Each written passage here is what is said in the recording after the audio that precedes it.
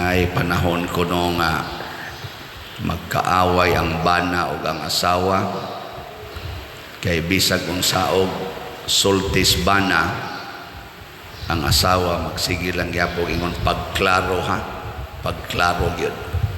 Ya bisag kung saog pasabot, di gyud mo sabot pero magsige ingon pagklaro.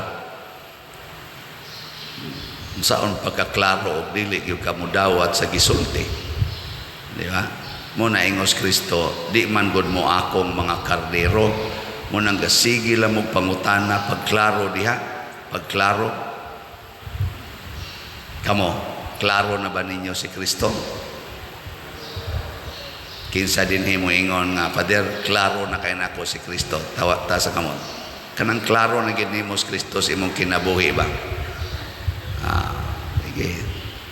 Congratulations. Nabilong demos mga karnero ni Kristo. Nakaron o klaro si Kristo, musunod ba mo sa tanang gisulti ni Kristo? Wa gyud balibad-balibad. Kinsa dinhi nga musunod gyud sa tanang gisulti ni Kristo kay klaro gini nga makaluwas ta sa kamot. Sige. Congrats. Nya wa mo magpa-colors yung buhok. Tudlo rin ng Kristo day. Sa may gitudlo ni Kristo, ang pingi ang mga hinatag sa Ginoo. Apil na ng colors buhok. Tinuod bitaw. Ingon ko siya, ako ray makapahimong puti or itom sa inyong buhok. Ako say magbuot kanus ana mahug ang inyong buhok sa inyong ulo. Ako nang giihap ang tanan ninyong mga buhok. Ingon ana ka klaro ang gisulti ni Kristo, pero kita kalabi na mo dayog pa colors buhok. Wa gyud mananghid sa Ginoo.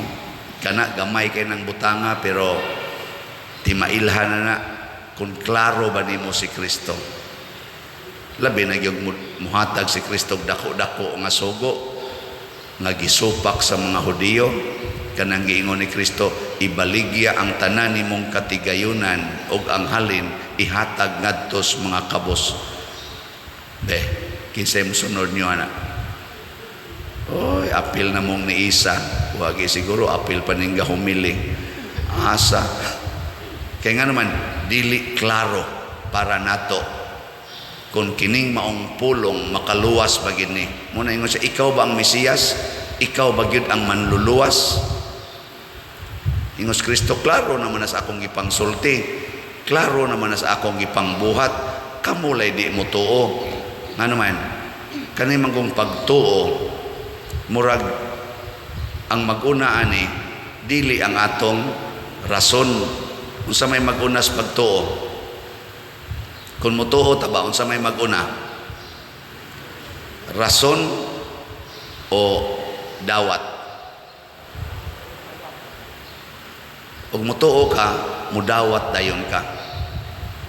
Nya imo day nang buhaton. Muna inig hatag ka ng lana, kaning lanaha gibinditahan ni sa Santo Papa, makaayo ni sa imong sakit. Di na ka mo analyze kanus agi binditahan, giunsa pagbindita, og dituo ka ang bibikay nara ba koy cancer. Hidhida yon. Ayo dayon. Imo na itong ipanabi. Testimony ba? Sus, kining lanaha. Pag hidhin ako, stage 3 man ko ato, karon cancer free na ko. Ay, gaita ng lanaha, bi. Wa na'y analyze. Nganong nawa tong cancer cells. Ang imo, tuo na yun. Amo na, perting daghanang mugamit anang imong gipromote. Di ba? Kaya nituo na, di na magsigig analyze. O na magsigig tag-adto-adto ang mga lugar nga daghang ni testimonya nga pag-adto na ko dito ni pasar ko sa board exam. Pag-adto na ko dito na usab ang akong anak nga buangon kayo. Mga to kita di na ta mo explain nganong naingon ana. Tuo man.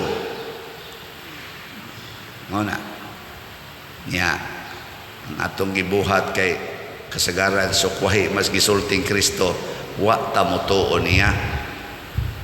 No, mao nang ang resulta dili sa Kristohanon nga kinabuhi. Mao na si kuan San Atanasio iyang gipruibahan kani lisod-lisod ba yan nga si Kristo tinuod nga tao o tinuod nga Ginoo. Ang kontra nila atong panahon mga third, abisan pa gani sugod pas mga first century, naana ng huna-huna nga tinuod ba gyud kaning Ginoo ni si Jesus. Nya gi paghimug-atan na pag-abot na ni adtong pari mating ito si Arius, ni create siya og kaning principle nga Arianism nagsulti nga si Kristo tao dili Ginoo dinhis kalibutan ba. So si Maria, kanis Maria ato ra ba ning gisugda ng Flores karon, mag-Flores ta pero atay katekesis kay ting klase pa man. Si Maria dili ni inahan sa Ginoo. Sayop ng atong pista sa January 1 nga Mary, Mother of God. Matod pa ni Arios, kay pagkatao ni Kristo diri sa iyang tiyan, dili na to siya God. Unsa naman siya? Creature, binuhat. Dili na siya magbubuhat. Pagkakuan niya diri ba? Pagkaumol sa tiyan. Moto si Maria, nanganak og tao, dili Ginoo. Sakto ba dili? Di ba? Nindot ba ya paminahon? Pero gisupak na sa Council of Nicaea diin si San Atanasio, maoy usas mga proponents kay kuan man siya, philosopher man siya, theologian. Ningon siya si Jesus matuod nga Dios ug matuod nga tao. Kay dili lisod sabton nga ang human nature ug ang divine nature magkahiusa ra na, di ra na magkasupak. O kato sa nang butangan og biblical basis ang pag-ingon sa Ginoo, let us create man in our own image and likeness. O di ato pa naanay declaration ang Ginoo nga ang atong naong ug ang atong kinaiyahan mahiusa na niya kay gihimo man ta. Pero lisod na siya sabton. Mao na inig-ingon sa Ginoo, kung tamparoson imong pikas aping, ipatamparos ang pikas, mingon ka, di madaoy. Si Jesus bitaw nagpatamparos, may man to siya, kay Ginoo man to siya, ako tao man ko. Di ba? Atong isiparit atong pagkatao. Ibaligya ang tanan o gihatag ang halin ngadtos mga kabos. Kay tanawa ra gud si Jesus, kabos, wa gid siya kwarta. May man to siya, kay Ginoo man to.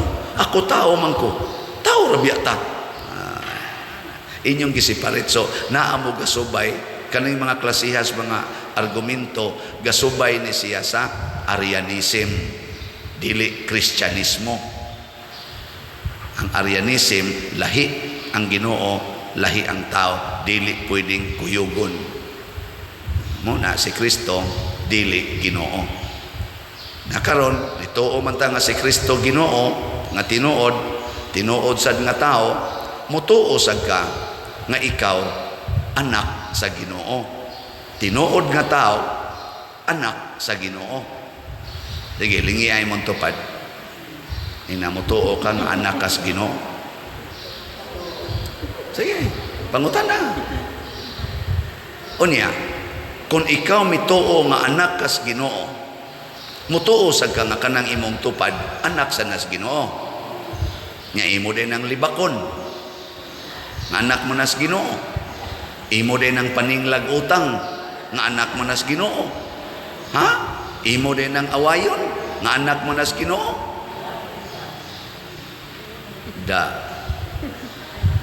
Nganong imo man ang awayon, nganong imo man ang kusion, nganong imo man ang hapakon, nganong imo man ang binabuyog kasaba, nga anak man ka nas Ginoo. Patay mo diya. Kinsa din hinggin ni kanana nga wa gyud ka pangasaba or pangusi sa mga anak ta sa kamot. Oh, mga yawanon mo inyong kasab-an, inyong gidaog-daog ang anak sa Ginoo, gasalig lang mo nga bata na, di na mo sokol ninyo, pero ang Ginoo mo'y gabantay anak, kay anak na niya, mo na ingos Kristo, matngunin ninyo, nga di mo magtamay bisan usa ni ining gagmayng bata, kay sultihan ko kamo, ang ilang anghel magbalantay, tuwa kanunay sa atubangan sa akong amahan dito sa langit. Limot na yung taana, ang imo din, ako ning anak, di ni anak sa Ginoo, ako ni, ako'y gahimo ani, ako'y magbuot ani, kung sa'y labot nimong ako maning anak. Oh, di na lang yun kapangilabot ang pare sa pag-ingon ayaw nagkasabi ang mga bata, ayaw nagyaw-yawi, labaw nagyog mo ingon ang pare, alagari ng bata, ayaw nagsugua. Siya pa diroy, matapulan man sana, don't worry, anak nas Ginoo, alagari. Gikonobi, ibutang sa inyo ang anak sa presidente, anak ni Bongbong Marcos, unsa man kasabaan ninyo o alagaran? Anak bas presidente, ibutang sa inyong balay, imong kasabaan o alagaran? Kusga nya makaako kag kasaba. Kaako kag kusyana nya latos. Kana anak ra kay nas presidente. Ang presidente unom ra na katuig ang termino, mawa na ng iyang pagka-presidente. Ang Ginoo nga gitawag og Alpha and Omega, ang sinugdanan ug ang katapusan iya na. Ang iyang gahom nagalungtad hangtod sa kahangturan, dili mausab. Nga ang iyang anak imong bugal-bugalan, muna ang tinuod nga mga Kristiyanos maghigugmaay. Diri sa atong unang pagbasa, ang mga Hudiyo nakigkontra sa mga pagano, pero ilang napamatud-an nga ang gihatag nga grasya sa Ginoo nga ris mga Hudiyo, maoras ang grasyaha ang gihatag didto sa mga pagano didto sa Antioquia. Mao na nga ang mga nagsunod sa Ginoo ginganlan og Kristiyano sa udang panahon didto sa Antioquia, lugar nga dili na Jerusalem. Pasabot gideclare na nga ang tinuod di ay nga Kristiyano naghigugmaay isip usa ka anak sa usa ka pamilya sa Ginoo. Mo na maghigugmaay ta, mao bitaw dinhi sa atong parokya, tin-aw kayo para nako ang ekspresyon ni ining gitawag og simbahan nga Synodal Church. Ngano man kining atong pagsigig baligya og slat, kisa may namalit ani, dili ra taga dinhi sa parokya, kung dili tibuok kalibutan. Giblock dagog ko sa Zoom, giblock na ko sa Western Union, giblock na ko sa pipila ka mga international nga agencies kwarta padala. Unsa may rason, tungod sa kadaghang ng hatag o kwarta nga nagikan halos tibuok nasod sa kalibutan, na ay nagpadag kwarta nato dinhi para sa atong mga proyekto. Mao nang nagsigi sa glambo ang ato dining proyekto. Angay ba na natong iingon nga ako mao'y sikat, ako mao'y tungod din ako?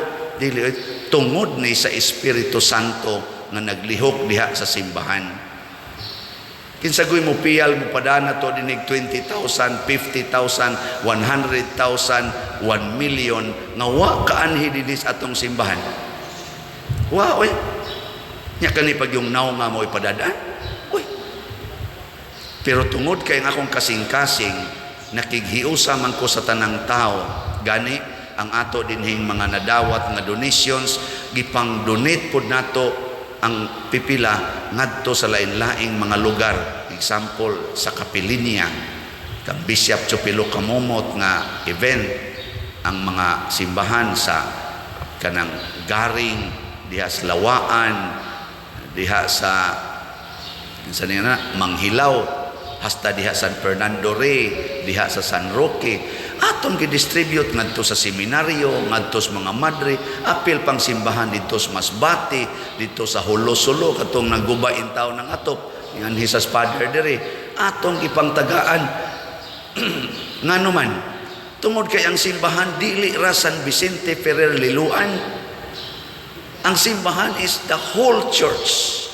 Lawas ni Kristo. Munang ningon si Kristo diri, ako ug ang amahan usara, kay anak man ko niya. Nya kita kay moangkon man sa nga anak. Ingnasan, ako ug ang amahan usara. Sige, lingay imong tupad ug makaingon ba ka na, ako ug ang amahan usara. Sige, ina. Nya kay ang amahan nag-ingon man, ayaw mo paningil anang utang, ayaw na paningil. Kay kana sa siya, usara sad na sa amahan. Niingon man ang amahan, higugmaa ang imong kaaway, ayaw na pagsigig dumot diha, ay na pagsig pangaway, usa man kakas amahan. Nganong ang sige magkagdumot, na kanang pagdumot, iya manasyawa. Di ba? Pasabot, buhata ang imong gituuhan. Di pa ko ron ka-report sa atong slots, pero naglaom ko, igsubay na to ani mga ugma or huibis ba, atong ma-report nga nahurot unta tog kahalin ang slots para sa pista. Kita dinhi nagpista, wa ta mo gamit anang sana nga bang benefactor nga espesyal ba kanang hermano, hermana na mo'y moangkon aning adlaw sa mga gastuhan, mo'y moangkon ani niya ato dayon dinhing i-declare mao ning atong hermano hermana, wa na nato gamita dili tungod kay wa ko kauyon ana. Ang inspiration sa Holy Spirit nako magpista gani paapila ang tanan muna slat atong gihimo na kay 100 pesos makaapil ka sa atong mga galastuhan sa pista kung imo nang ihatag dire mo tong atong GPHJ ana ni gasto ta more or less mga 4 million sa atong pista.